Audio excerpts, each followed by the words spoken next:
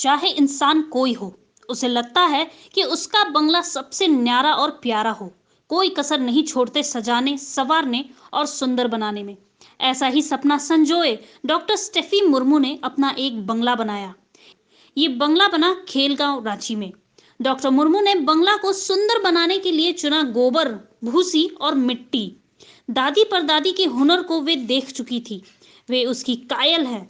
गोबर, भूसी और मिट्टी से बाहरी दीवारों पर जो कला उकेरी जाती है, उस कला का नाम है जेरेड आर्ट। सदियों पुरानी ये कला संथाल के घर घर में झलकती है, पर डॉक्टर स्टेफी को ये चिंता सता रही है कि लोग इस कला को छोड़ देश दुनिया में चल रहे चलन को अपना रहे हैं। बस इस 3D कला को जिंदा रखने के ख्याल से खूब पढ़ी लिखी और एक आईएएस की पत्नी डॉक्टर स्टेफी मुर्मू ने कैसे अपने बंगले में इस आर्ट को उकेरा और इतना सुंदर बना दिया कि लोग दूर दूर से झांकने आते हैं उनका बंगला।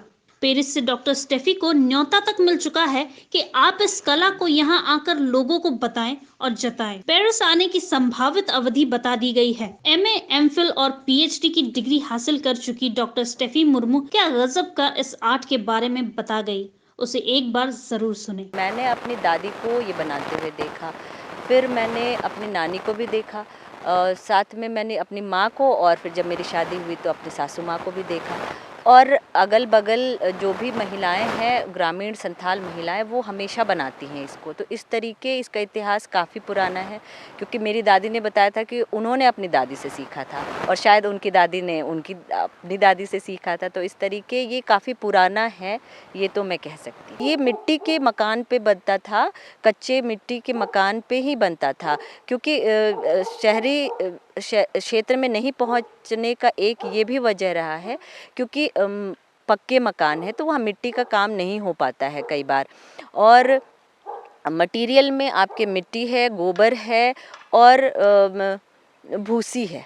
ये तीनों चीज़ों को मिला करके ही, और बहुत परत दर परत उसको सुखाना पड़ता है। जैसे फूल, पत्तियाँ और जानवर भी हैं। जानवर भी वैसे जिनको ग्रामीण महिलाएं देख पाती हैं, जैसे कि आपका सियार है और कई बार हाथी, बैल, ये सारे बनते हैं। मनुष्यों की आकृति नहीं बनाई जाती है। पेड़ पौधा बन सकता है। दूसरा ये है कि फूलों का विशेष महत्व है। सोहराय पर्व के आते ही संताल के 6 जिलों में रहने वाली महिलाएं अपनी अपनी कुटिया को जेरेड आर्ट से सजाती है। करीब 15 दिन लगते हैं इसको बनाने में, और जब बनकर तैयार होता है तो गजब की खूबसूरती निखर जाती है। मटेरियल वही गोबर, भूसी और मिट्टी। आकृति उकेरी जाती है फूल, पत्तियां और पशु पक्षी की। अपने मनपसंद रंग उसमें भरे जाते हैं। सबसे चौंकाने वाली बात है, संताल में इस आर्ट को उत्साह और उन्नति का प्रतीक माना जाता है। डॉक्टर स्टेफी को ये कला विरासत में मिली। अतीत में झांकती वे बताती है कि न जाने ये कब शुरू हुई।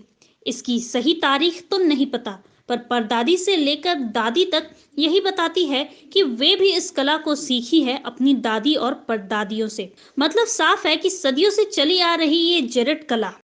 जब मैंने आर्ट शुरू किया तो सबसे पहले लोगों को ये लगा कि भाई ये बना क्या रही है। और जब, क्योंकि मिट्टी गोबर से मैं हमेशा सनी हुई दिखती थी, क्योंकि 15-20 दिन तो लगते ही हैं इसको बनाने में, तो हर कोई जो आता जाता था, जो भी देखता था, मुझसे यही सवाल करते ये बना क्या रही है। और बहुतों का ये भी था कि इतना पढ़ लिख करके बताओ, ये फिर मिट्टी में ही काम कर रही है।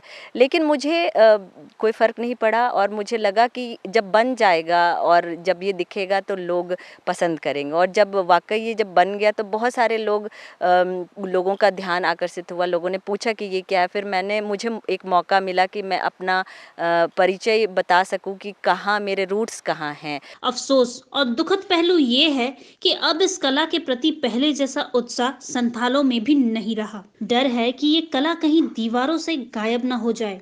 बस एक ही मकसद है कि किसी हालत में ये कला जिंदा रहे और आने वाली पीढ़ी भी इस कला को जाने और अपनाए। जब मैंने इसको पहली बार अपने फेसबुक और बाकी जगहों पे डाला तो मुझे पेरिस, मिलान से लोगों ने कांटेक्ट किया, जो वो चाहते थे कि एग्जीबिशन लगाए।